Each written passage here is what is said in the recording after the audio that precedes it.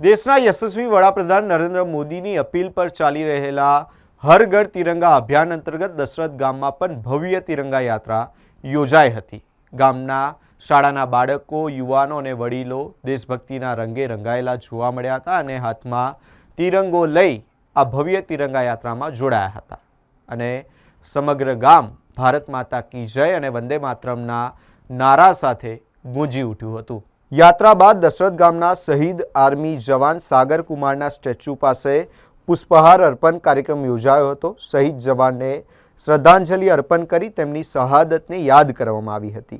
आ तिरंगा यात्रा में धारासभ्य धर्मेन्द्रसिंह वाघेला बापू, गामना सरपंच, जिला पंचायत सदस्य, तालुका पंचायत सदस्य, गामना विद्यार्थीओ, दशरथ आईटीआईना विद्यार्थीओ तेमज गामना आगेवानो खास उपस्थित रह्या हता। देशभक्तिना नारा अने हाथमां लहराता तिरंगा साथे दशरथ गाममां राष्ट्रप्रेमनो अनोखो माहौल जोवा मळ्यो हतो।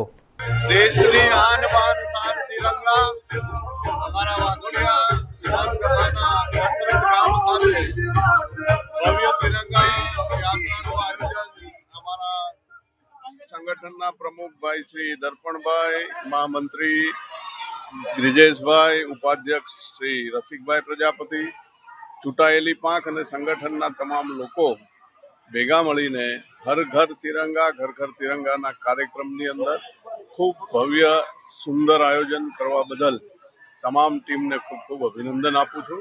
ભારત માતા કી જય, વંદે માતરમ।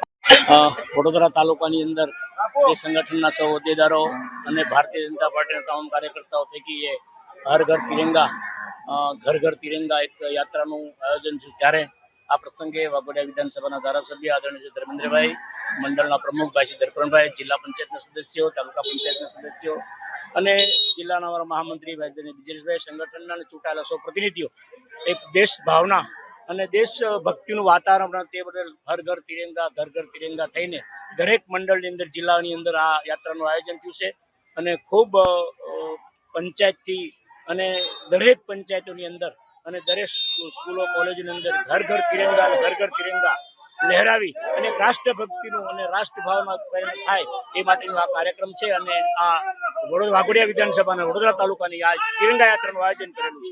આજ રોજ 15મી ઓગસ્ટના સ્વતંત્રતા દિન નિમિત્તે આજ રોજે વડોદરા તાલુકાની સ્વતંત્રતા તિરંગા યાત્રા યોજવામાં આવેલ છે। તેમાં વાઘોડિયાના ધારાસભ્ય શ્રી ધર્મેન્દ્રસિંહ વાઘેલા બાપુની હાજરીમાં સાથે પ્રદેશ ઉપાધ્યક્ષ શ્રી રસિકભાઈ પ્રજાપતિ, ચૂંટાયેલા પદાધિકારીઓ, જિલ્લા પંચાયત સદસ્યશ્રીઓ, તાલુકા સદસ્યશ્રીઓ, સંગઠનના સૌ પદાધિકારીઓ અને દરેક કાર્યકર્તાઓ દ્વારા શાળાના વિદ્યાર્થીઓ સાથે ખૂબ જ મોટી સંખ્યામાં દશરથથી લઈને રનોલી સુધીની તિરંગા યાત્રા યોજાય છે। આ એક દેશભક્તિ પ્રત્યેનો અનેરો ઉત્સવ છે જેમાં સ્વતંત્ર રીતે લોકો જોડાયા છે અને ખૂબ જ મોટી સંખ્યામાં વડોદરા તાલુકાની આજે તિરંગા યાત્રા યોજાઈ છે।